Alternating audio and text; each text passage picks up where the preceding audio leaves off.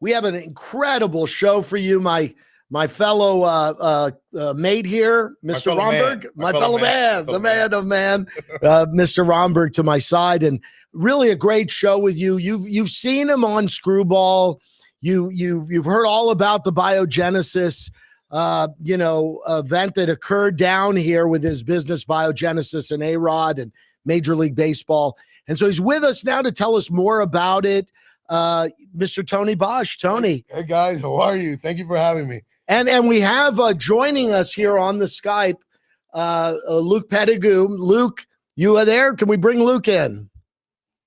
I am here, guys. How are you? All right, there we are. Luke, thanks for joining us here today on Romberg and Korge. So, well, thanks for coming in, Tony. We appreciate it. It's good to have you here. Both Brett and I were really eager for this show to occur and get to meet you and learn more about what had occurred and sort of what has happened since all of that. Right.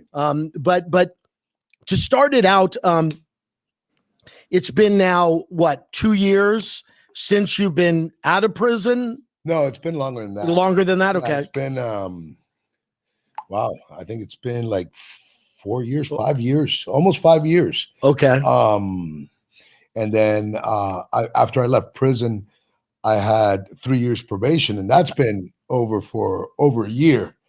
And that's really where my freedom started. So now you could drink again. Now, well, I was always able to drink. Really?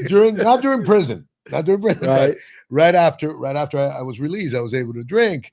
But it's amazing because even when you're released from prison, at least this was my experience, you still don't feel part of the society, if you will, while you're on probation. So that was a big monkey off my back when I was off probation. Although my probation officer was very nice to me, very nice, So I had a good experience with him, but nonetheless, yeah, I've experienced freedom now for about 1.5 years, and I'm blessed and I'm grateful. So tell us a little bit about what you've been doing since your time out of jail. And so what are you doing professionally now? Are you still in the medical field? Well, no, I like to say I'm in the technology field. Okay. It's a lot safer. Okay. Well, we'll go with technology. But so when I was in prison, I had a lot of time to think, and I saw and what I did wrong, what I did right, and so on and so forth. And I knew that when I left prison, I was going to have, especially during probation, I was going to have a lot of parameters and limitations in what I can do in my chosen profession, and the only thing I know in life, because I've been doing this for many, many years. And so I came up with a way that clinicians, other scientists, other physicians, other sports medicine guys can actually benefit from my experience, from the science, and from the application of these protocols. So I got together with some techie guys, because I only know how to turn on and turn off a computer. That's about it. And I was able to, with the help of these individuals, create a technology platform that powered by artificial intelligence, which that was a wow factor. Right. And share my science, my protocols, and so on and so forth, based on individualized diagnostic testing. And that's been a hell of an experience, because I had to go out and actually raise money for this. And it was very difficult to raise money. This was like the hardest. I just got out the pen. Can I get a couple bucks from you, please? Excuse me, for what now? It was like, and it's funny you say that, Brett, because I said, okay, how am I going to do this? Do I run away from this thing, or do I embrace it? I said, the hell with this. I'm going to embrace this. And it's the way I did it. Listen, I am who I am. I did what I did. I'm sorry, for doing it the way I did it. Right. But I'm here, and I'm here to share the good stuff, the knowledge. See, the thing that fascinates me, not to cut you off, but the thing that fascinates me is I'm in the sports industry as well. Or former anyway. And I hear your name and I immediately associate Major League Baseball #1, and I think steroids #2. And sitting down with you today, and I think it's extremely important that everybody takes this into account. You're not a steroid guy. Like when you told me that you absolutely oppose the steroid industry, and it's more about modern day medicine thinking in terms of not necessarily like manipulating for the bad, but also for the good about the natural human hormones that you have within you, whether that's through peptide therapy. It's ultimately like changing the game of medicine and almost going against the grain of the archaic mindset of encyclopedia medicine, which I find today, and especially dealing with after this whole pandemic of COVID and finding out, pharmaceutical industries that are benefiting like crazy from just crazy meds. And then now you're dealing with the natural almost way of healing yourself, whether that's through vitamin D or peptide therapies or microdosing, or just finding ways to even ketamine therapy for that matter. I know a couple people that are into that as well. Yeah. How difficult is that? Well, obviously you were way ahead of your time, but how difficult has that been when you were talking about fundraising money to go ahead and explain that to like the layman's terms, old physician mind? Yeah, it was very difficult, but I expected it. So, mentally and emotionally, I was prepared. To have patience with these potential investors and explain to them exactly what I did, not what the media portrayed me to do. Like you said, you think Tony Bosch, it's like ignorance. Yeah, right. MOB, steroid guy, criminal, a guy in a black coat in the corner selling it to children, whatever the image they had. And I don't blame them. I would probably have the same image if I was on the other end. And shame on the media for that. However, like I said, I embraced that whole thing, and I said, well, this is my time. So it's been a journey, and I've had patience, and I've had to humble myself where, I basically say, okay, I understand this is what you know about me, but give me 2 minutes and let me show you really what I'm about. And you're absolutely right. These guys would have never really come to me if it was just about steroids. They could get steroids anywhere. Right. They've been pumping steroids all their lives. The Canseco era, and I like Canseco, by the way. I like Jose, but that was the era. Let's just pump steroids and see what. My message to these guys were, no, there's a better way of doing it, a safer way of doing it, a healthier way of doing it by manipulating these biochemical pathways with other substances that you may not know about. Let me teach you. Let me educate you. Oh yeah, and by the way, I do have an anti-aging center or a clinic or whatever you want to call it. And we could go ahead and treat you there. And that was that's basically what I did. And it started all with Manny Ramirez first, right? It started with Manolo. Manolo. That guy was the best. Manny's a good dude, man. Manny's great dude. My agent is a baseball agent. So my agent Gene Mato. So I know Manny was a client of Gene's. So yeah, I love Gene, by the way. Gene's an old great friend, dude, man. Gene's an old friend. I wouldn't say it started with Manny. Manny put me on the map, for a lack of a better term. How did he find out about? I mean, how did these athletes find out about you? And was that a proper and accurate portrayal of what happened, where he just kind of knocked on the window, like, I want what he's got? Oh, you mean from Alex? Yeah. Oh, absolutely. That was perfect. Yeah. Well, that was funny. We walk into his. We were at his door in his hotel room. And we knocked on the door, and he opened the door and he said, "Hi, I'm Alex." I said, "Hi, I'm Tony Bosch." He goes, "Hey, whatever you gave Manny, that's exactly what I want." And then he turns around, he says, "Would you like some salmon?" And there was like, I don't know, 20 plates full of salmon. I said, wow, this guy really takes his shit. You really like salmon. He likes salmon. He takes his nutrition seriously. And that was one of the good things that Alex had, which was he was he's militant, very committed. Right? He's very militant. Very committed. I think that was his biggest attribute to. But once the word got out with Manny, then they all started coming to you. Yes, it's a small industry, and it's a very hush industry. Like you get this all the time, where guys see what another guy's doing, and then all of a sudden it's like, and it's the same way when it comes. Not only is it only medicine and performance, it's like cars, jewelry, houses. It's a constant competition. It's not left on the diamond. But are guys trying to keep it sort of like at your level? Are they trying to keep it, under the radar in terms of not letting the other guys know because it gives them a competitive advantage? You think?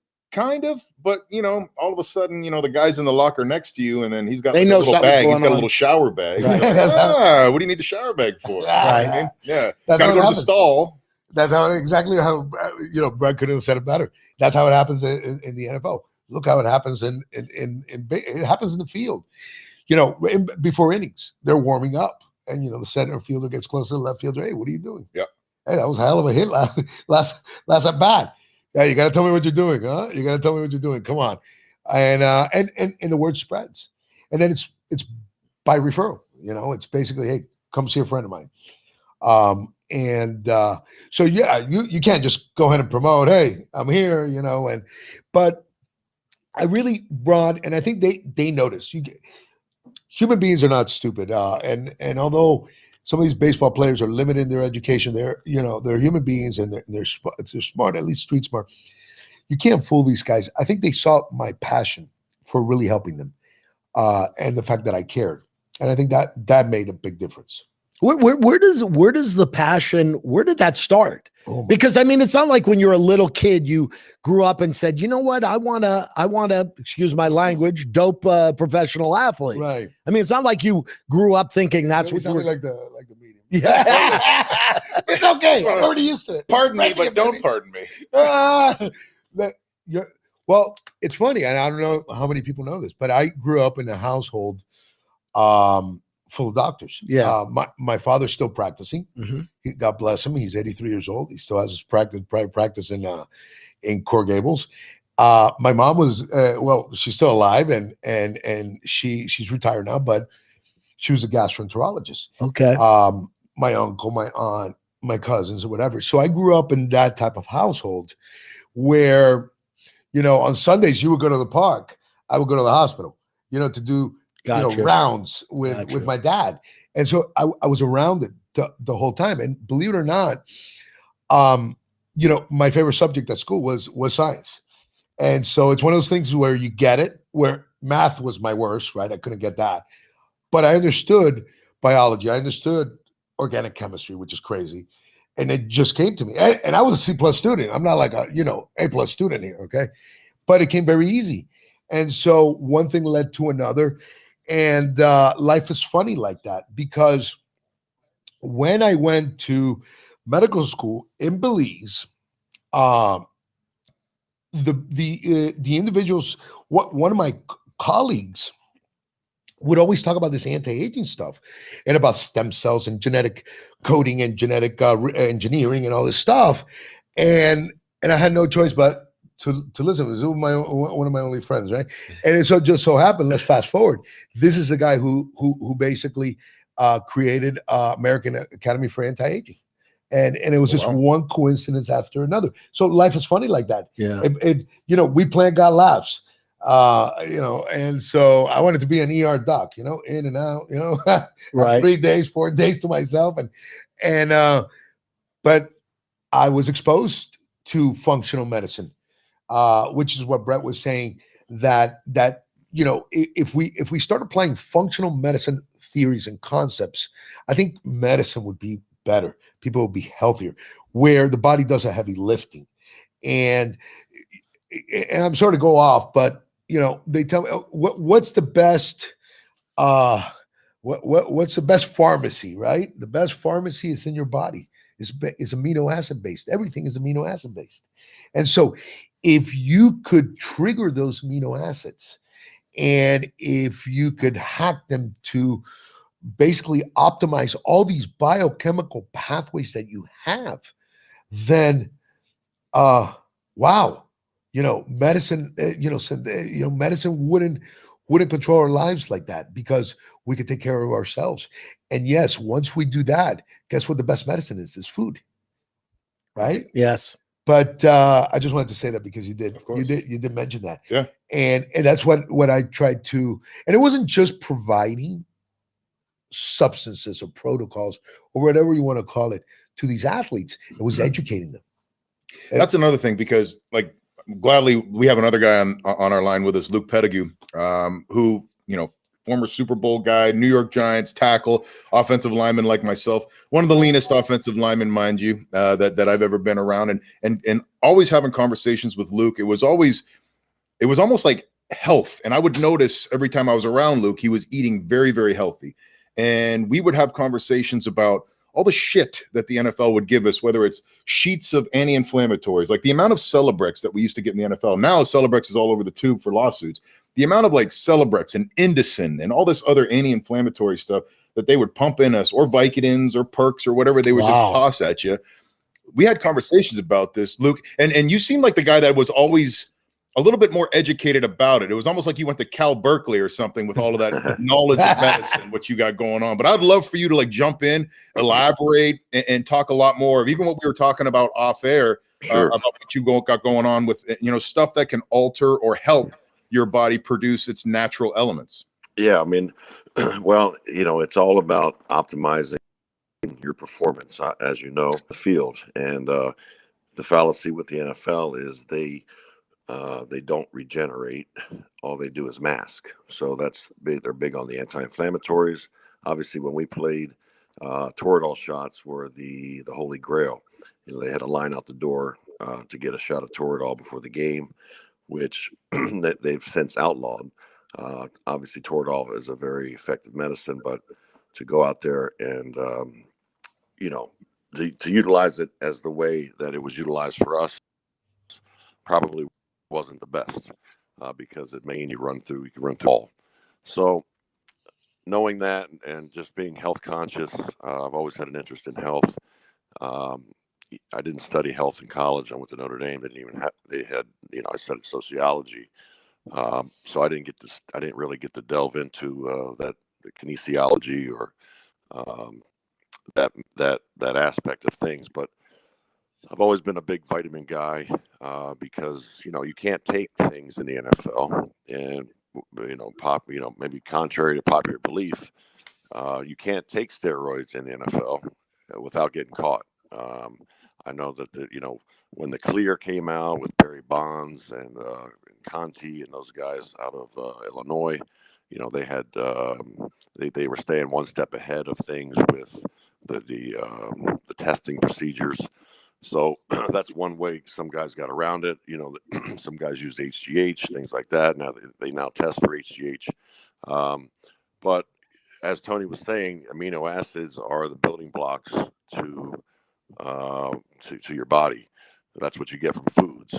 So, you know, while we're drinking, you know, gallons of whey protein just to, you know, get bigger, which and just ends up, you know, producing more estrogen in your body. There's other ways around it. L-arginine, taurine, things like that. Taurine is one of the main components of Red Bull, along with caffeine. So just kind of the alternative ways of optimizing. And then when I got done with football, obviously to shed the weight, you know, when you bang your head and you get a couple hundred concussions like we've had throughout our years of college football practices, NFL practices. You being a center, you know, head-to-head contact was every play.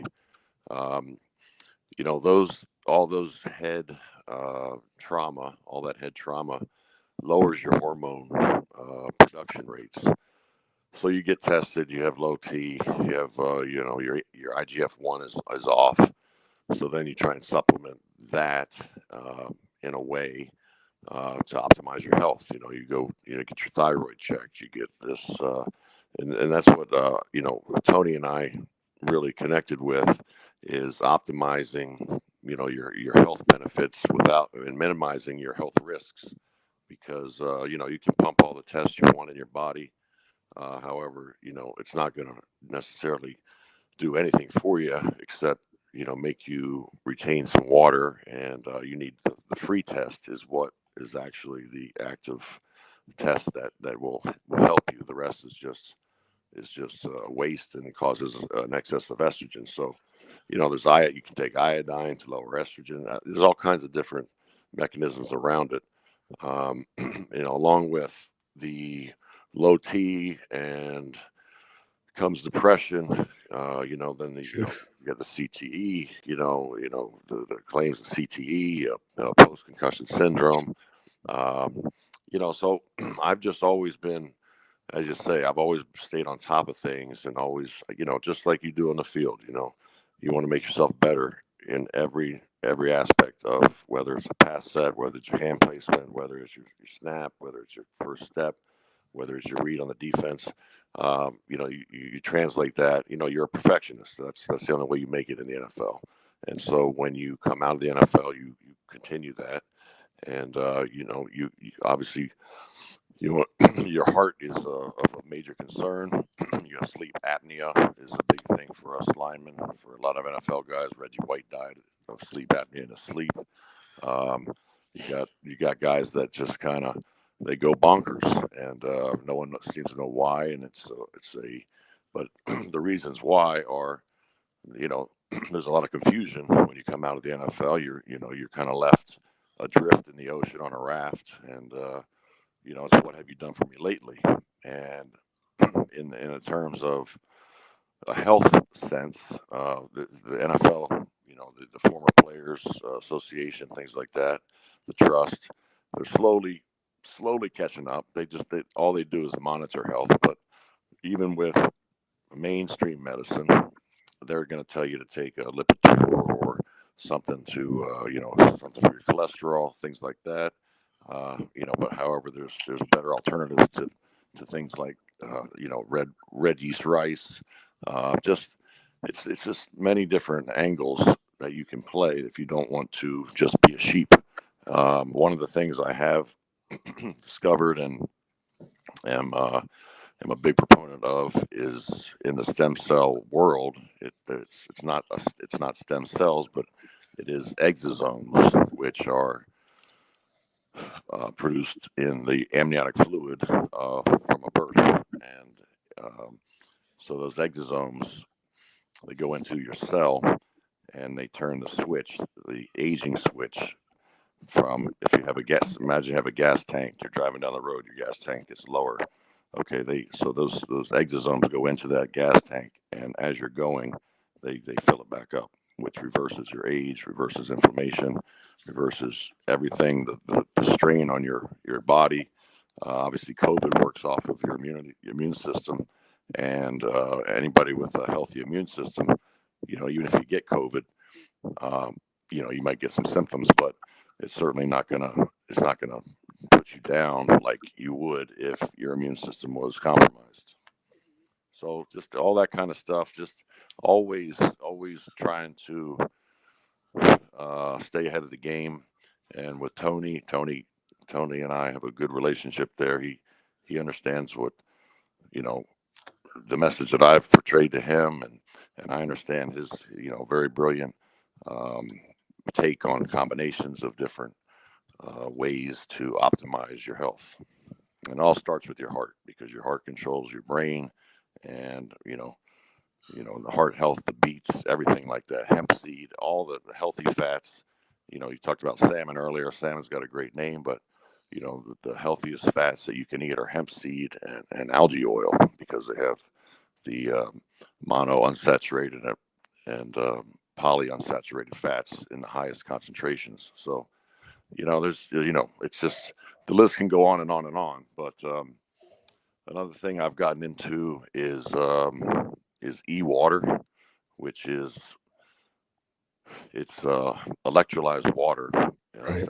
Essentially, it's ocean water that's purified, that has no residue, no corrosive properties, and it's not a chemical. It's a solution. It's green. It's green.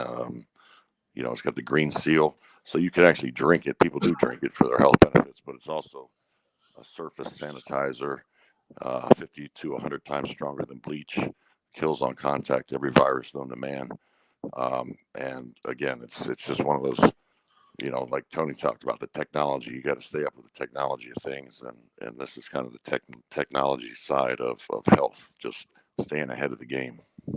Well, Luke, it sounds like you that Notre Dame education has come in handy. Man. I mean, my gosh. I got to go back to school after listening to this. I know. I got to get my head in the book right now. That's unbelievable. You're not kidding. How do you, Tony, are you still working with a lot of either ex-athletes or current professional athletes? No current. No current. All retired athletes. And it sounds to me like, based on what Luke said, and I know talking to you, Brett, these guys, after they play, Luke just mentioned, all of the anti-inflammatories they were giving them and all the shots they were giving you.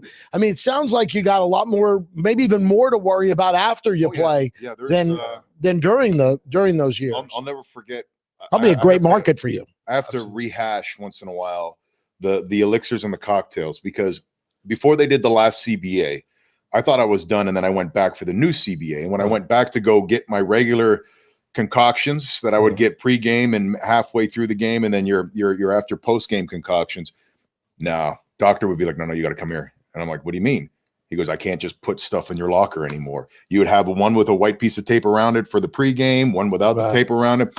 And that was like, if you'd elected to not get the Toradol shot, you could get it pill form now. So obviously it'll tear apart your insides. Right, of course. So you either going to play on NFL Sunday with a red dot on your ass cheek because you got a blood spot, which if people go back and look at footage, it's all there. It's all guys got all like red spots. It looks like a bingo dabber. Just somebody went by with a bingo dabber. Really? Dabbed your ass cheek. I never noticed that. Because you just literally, Luke talked about it. Yeah. There's a lineup out the training room. Right. And sometimes you're not going to be able to get it within your pregame routine, which athletes, we're kind of cuckoo when it comes to our pregame rituals. So if you're not in your slotted time, you miss it. And then you freak out, you run outside, then you got to run back in. And then if something gets messed up, now you're paranoid and now your game goes to shit. You know what I mean? You have a lot of different things going on that you have a pregame regimen. So if your pills aren't there, you're losing your mind about your pills. The no pain thing, like I told you about when I snapped my ankle in Seattle, it was Toradol pregame, 2 Vicodin, 2 energy drinks, and a pain aid. And then after I hurt my ankle, then it went back and I took that same concoction again, another Toradol, a couple Vicodin. And then on the flight home, that was like a whole different story. That was multiple Vicodins on the way home. And it got to the point where I was literally walking around the locker room at 3:30 in the morning saying, no, I'll be able to practice tomorrow. I'll be able to practice tomorrow. And the next day I woke up and it felt like I had my foot amputated. It was just one of those things where that's how bad you get doped up in order for you to perform. It's crazy. It's crazy to me. That was one of my motivation. Can I give these guys a different option, a healthier option? And it shouldn't have been my responsibility. It should have been the responsibility of the league. No, but do you think they really care, the league? They could give a rat's ass. They don't care at all. Like I said, they use the players and then it's over. The league is there for one reason, to make money. End the story. I remember when I was hanging out with the MLB guys, the executives. It's like, hey, we did $14 billion last year. We got to hit $16 billion this year. They could care less how they do it, and not how they do it, but who gets run over along the way, and who's going to get run over? Their main asset. Who's the main asset? The athlete. The recycling bin of players that'll always be revolving. Absolutely. There's always going to be. There's always going to be the next guy up. There's always going to be the next guy out. And I think I did a good job educating and giving them options. Matter of fact, one of the motivations now, and I'm going to do it for fun. I'm not going to do it for money, So as a hobby, listen, you have USADA as an example. All right. And you have a great guy there, Travis Tiger, the head of USADA. But I think his hands are tied. But USADA tells you, just like all the other, like WADA and all, okay, you can't do this, you can't do that, don't do this, don't do that. And those are the governing bodies of the league. Of the league, right. And the leagues don't know what the hell they're doing. So they follow USADA, WADA, whatever, And but they don't tell you what you can do. That's where they fall short. I see. You understand? Look, perfect example. And that's where you came in? That's where basically I came in. That's where I still passionately come in. And I fight with them all the time.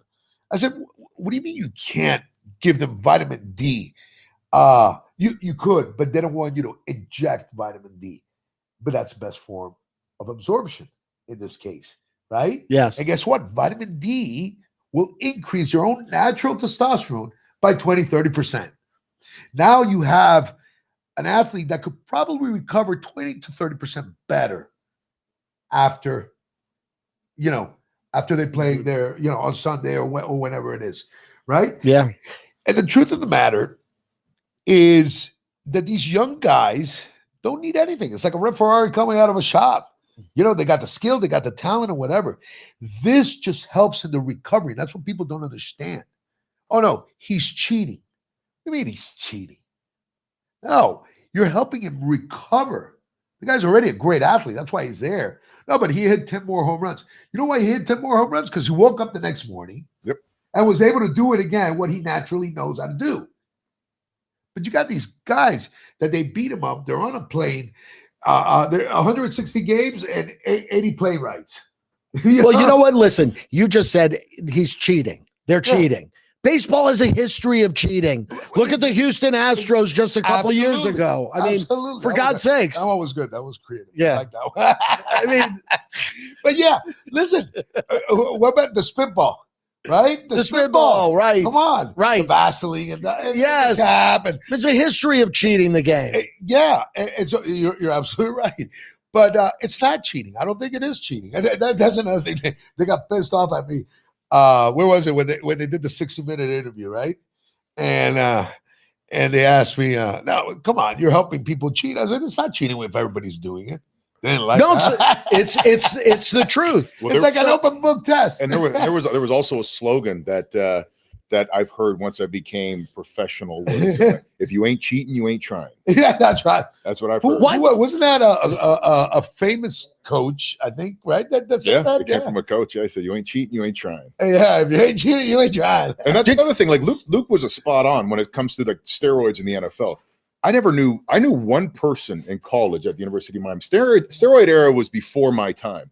So I literally knew one person that when they would go home during the summer would do like a cycle of Winstrol or Deca or something like that, whatever. I don't even know which one. And then they would come back.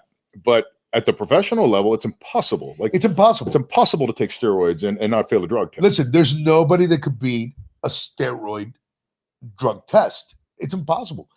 They were looking for steroids, but yet these guys were, at least during the Biogenesis years, these guys were basically taking peptides. And they weren't testing for that. And they weren't testing for that. Okay. And the peptides were just really for more recovery than for enhancing your game? It's all about recovery. It's like putting NOS in a race car. Gotcha. It's the turbocharge. I got a question about that 60-minute interview because I watched that. And I wondered when Pelly. Yes. And I wondered when I watched it, why you even did that interview. I wasn't quite sure. What was your motivation for that? Okay. So there's a backstory. There was no motivation. The motivation was saving my ass at that time. Okay. And that was part of the deal with Major League Baseball. Major League Baseball's in bed with 60 Minutes, if you did not know. So there you go. Now I got that's one for you guys. So basically, when my attorneys were negotiating with Major League Baseball, it's like, okay, but he has to do this, this, and this for us. And one of the do that 60-minute interview. You have to do the 60-minute. I was opposed to So that was required by Major League Baseball? That was required. You had to go on the publicity tour. You had to go to the publicity tour. Absolutely. Oh. And of course, and it's funny because, Good Morning America also had approached, and they were going to take a much more subtle approach, much more, with Matt Lauer. And I met with Matt, and it was great guy, and he understood it because he loves baseball, and he understood what was going on. He understood that, okay, this happened. I got caught, and we have to tell America something, right? So, but with 60 Minutes, it was a whole different angle. It was, they just wanted to over dramatize the whole thing, but it was obligated. I was obligated to do that, and even with that, my attorneys prior to that interview, all right, looked at all the questions, and he went off a little bit. But every time he would go, he would be off. Instead of the director saying cut, my attorney said cut. Oh, so you had your attorney on set. Peely wasn't happy. Trust me, he was not happy. Badgering the witness. Scott Peely was not happy with that interview. He was pissed. Really? And I'll tell you a funny story. And I don't think it ever made. I don't think it was in Screwball, but so he was already pissed. I said that, and I was going through this whole thing, and everybody was pissing me off, right? So he would go and he would say, cut, cut, cut. And he would bring in the makeup girls, right? He says, you got to touch me up, touch me up, touch me up.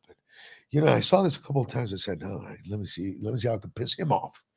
So he's interviewing me. He asked me a question. I said, what's that? Cut. Young lady, come over here. Can you touch me up? That's funny. And this went on, and he got furious. And he said, I can't go on like this. I said, perfect. I don't want to do this shit. But no special treatment from 60 Minutes. They did. So because it was no, there was special treatment. Really? There was a makeshift dressing room because we did it off their property. Okay. Right. And there was a nice bottle of, I think it was 21 years of Glenlivet. And a nice 8-ball on a. Oh, so they prepped you. For 60 minutes? Story, I swear to God, yeah. Really? They don't know how it got there, but it was good. So, my God. Breakfast. What are the chances? Yeah, I think my attorneys enjoyed it more than I did. My gosh. Maybe they were just getting you they were trying to get you primed up. Oh yeah. They wanted you to have motor mouth for sure. Probably. Yeah. Yes. Well, you didn't really look yacked up or anything. I wasn't. I was fine. Yeah. When it comes to those things, I'm not that stupid. So, but it's so funny because that story, got out. So now my driver at that time and everybody else around me, hey, can we go to the interviews with him? That's crazy. They figured every interview there's going to be party supplies and.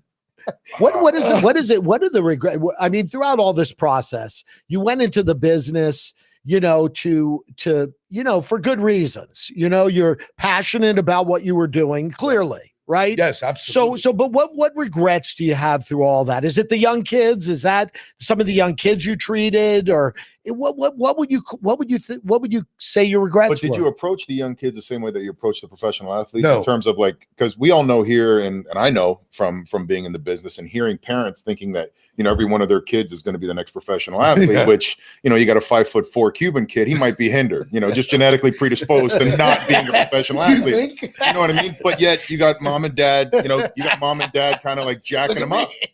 You got mom and dad jacking them up at home. Yeah. So how hard is it, or how difficult is it to tell a parent, look, I strongly disagree with your approach. And if you want, I could help him, but I could help him naturally, finding whether it's supplement, diet, peptide therapies, whatever it could be, not necessarily like messing with a kid's hormonal balance. Right. Like, how do you deal with a parent that is just so overzealous in that athletic world? Well, back then, today I actually tell them, it's funny you say that, Brett, because today they go, hey, do you have any advice? Because I still get approached all the time, and believe it or not, I still get calls from agents, and it's crazy. I'm retired. However, off the record, if it was me, this is what I would do. Right? But it's funny.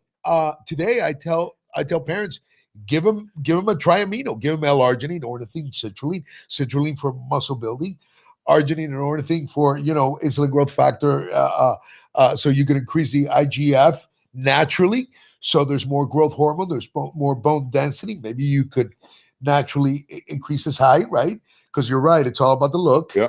Forget about the talent. South Florida's full of talent. Believe it. Look. Yeah. 60%. You're right. Yes. Yes. And arginine for nitric oxide, stamina and all that other stuff. So I do, and that's part of my passion. I want to educate. Listen, there's a legitimate legal way of doing this within the confines and parameters that USADA gives. And that's one of my missions now. But however, back then, the majority of these parents that came to me, it was because the parents were juicing the kids, of course, already, or the coach, or the trainer. Oh yeah, and they said, "Shit, Jude draft is coming. I know he's drafted. Wink, wink. He already had been drafted, by the way, but wink, wink. Okay. Yep. And we got to clean the kid up. Yep. And that's why they were that's the main reason they were coming to me. I think that's how a lot of phone calls start out is, okay, how do I avoid testing positive for this? That's it. Yeah. That's it. And it's crazy. It's crazy. The culture is already out there. I mean, the parents, it's like you say, Brett, they drive the kids crazy. And one of the things I would say one of the things I would ask the kid in front of the parent, I go, are you good? Are you good enough? Because if you're not good enough, this ain't gonna work. Yeah, what's the point? And so, but yeah, overzealous parents. So what? My kid's the best. But you're right. 5'4" ain't gonna cut it. What percentage of the kids that were coming in were already doped up? A big percentage? All of them. Really? 100%. So it's not like if I had 100 high school kids, right? But the dozen or so. They were just looking to get masked. Up. They were just doing it wrong. The kid was on HGH, let's say for whatever 2 years, and the kid grew half an inch. And so that's where I came in. Let's say, or the kid was on Anavar, Proviron, and all this stuff, and June draft is coming up. We have to make sure he's clean, and that's where I came in. You follow? Yeah. I mean, I have a sort of a mindset that I don't understand why they outlawed it all. I really don't care if Major League Baseball players are juiced or not. I mean, as I said before, it was funner, right? Yeah, it was fun to watch, right? When they're hitting 70 home runs. McGuire and Sosa were going back and forth with that race. That was the elite time of baseball. Elite. Yeah, and Major League Baseball knew what was going on. Of course they knew what was going on. Bro, when their forearms were bigger than their bats, that's when you knew something was going on. And their heads are growing, right? Everybody knew what was going on, but there was an unwritten policy. It's like, don't get caught. Mm-hmm. How unscrupulous was Major League Baseball throughout this process with you? I mean, let's be honest. I mean, they came to without you getting in trouble, right?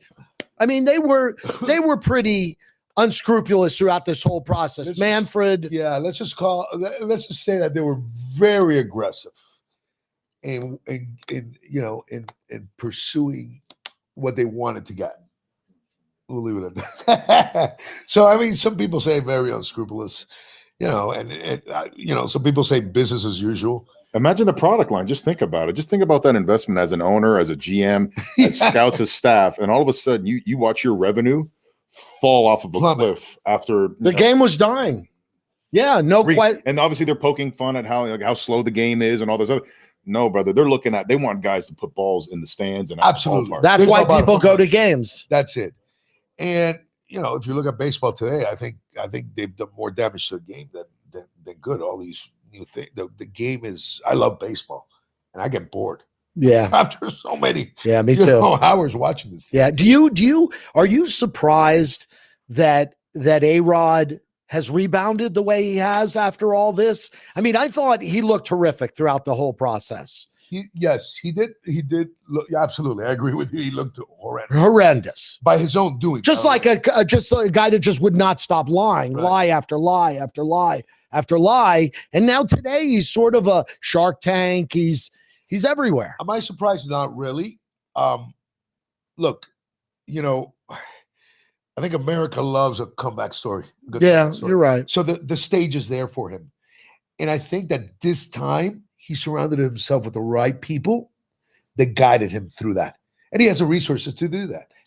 He could hire the best PR, the best this, the best that. And so, and I think the one thing to his credit is he listened to them for the first time.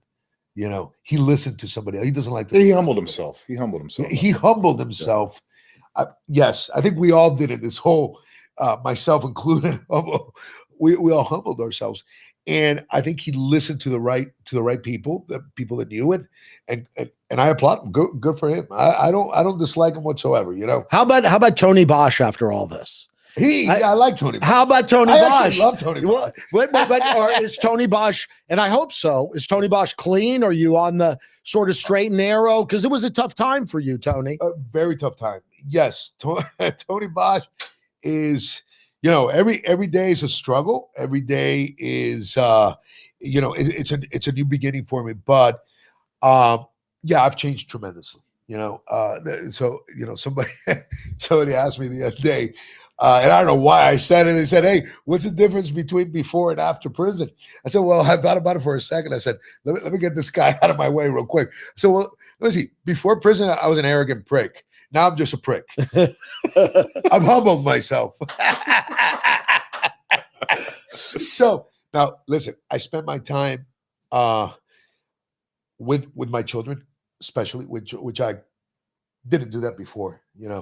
I like helping other people succeed in whatever they're doing, right? So, and I'm very proud of the technology company I've built so far, and I've brought in some good people, and trying to, further their career. I was lucky enough to attract investors, believe it or not, and I'm very proud of that, because in the beginning it was like friends and family, right, that liked me a little bit. Then it was an angel investor here and there that I might have had an impact on his life. And then, I was able to get the first hedge fund to back me up. Oh, cool. Nice. Which is pretty Good cool. for you. Yeah. Good for Which you. is pretty cool. And I understand I have a target this big. I understand I'm on the microscope. So every move I make is deliberate and legitimate. And legitimate. Yeah. And I'm very careful on, but genuinely careful. Not, not in any way like, let me be this fake person so I can get this, because this is a journey for me, and I'm still developing as a human being, and hopefully at the end I'm a better human being. And if along the way I could help athletes, I do have a passion for their health, their recovery, for the afterlife. After It's a tough afterlife. it's a tough afterlife, and I've seen some ugly things in the afterlife,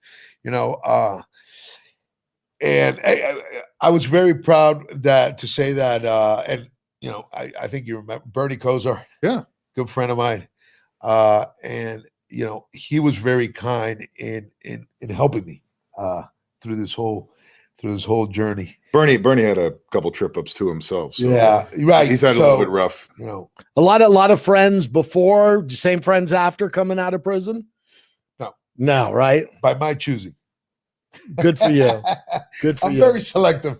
I'll talk to anybody. I'm very nice, but I'm very selective on who I hang out with. Do you think that the medical field, in terms of the NFL medical field, because you had a lot of involvement with the MLB, but like people like Sills out of Duke, the guy that basically heads up the NFL's medical plans, would they be able to embrace you in terms of your post NFL, because of all the lawsuits and legalities that the NFL is going through and the amount of money that they've had to set aside and give to the former players? Yeah. Is there like a possible window of opportunity for you to go ahead and sit in there and talk about the natural supplements that like guys can really help themselves up? Because I know there's what's the one workout facility that they give us opportunity to go ahead and attend here? There's one here at the Wellness Center in the Gables.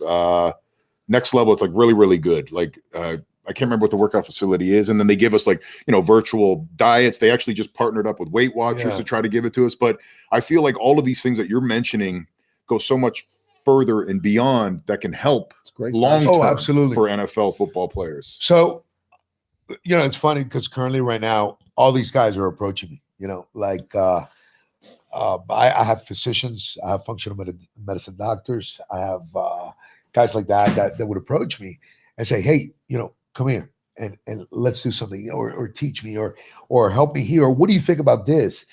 And so I don't have any, I don't see any resistance from there, but there's always the same thing at the end. But don't say that, you're helping me. Well, just because it's your name. And it's my name. And I get it. And so that's that journey. I hope one day that'll change. And if it doesn't, it doesn't. But at the end, I have to live with myself, and I know that I'm doing things the right way and I'm helping other people. And who cares if I have to, be behind the scenes or front? It's not about that. My only audience, Alex's audience might be the whole world. My only audience are my children. As long as I'm good with them and they can see that, I'm good. You seem like you're in a very, very good place right now. Yeah, thank you. I believe I am. But like I said, every day is a struggle. Every day is a journey. Every day is a new beginning, new opportunities, and new challenges. And Brett, you really, it's a great point. why is the NFL not listening to maybe guys like this about the athletes after they've taken the cleats off? He hit the nail on the head. It's about, what have you done for me lately? Yeah. If they can float a couple $2 billion to some kind of like annuity fund that they can go ahead and just keep these guys quiet, then whatever, it is what it is. But when you got guys like me that have like the widowmaker a year after he retires, or you speak a lot about heart health and emotional distress and that depression that guys get all the time, a lot of it is that chemical imbalance, the concussions, the drugs, the pills, the way that your body functions now, the numbness to pain, the lack of attention, whatever it might be, that guys are going to go crazy hormonally.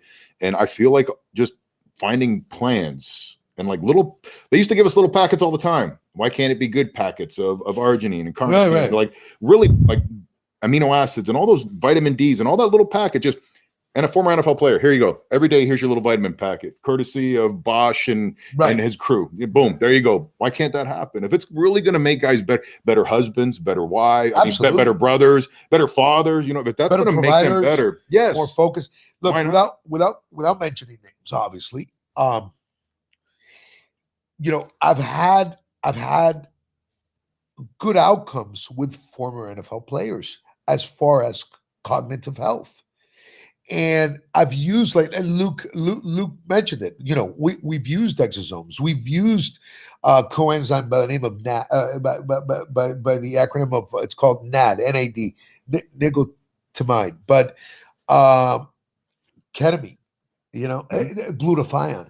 There are so many that so many protocols, so many substances that we were able to use. And when I say it's like, it's a collaboration between these neurologists that actually pay attention to me, right? and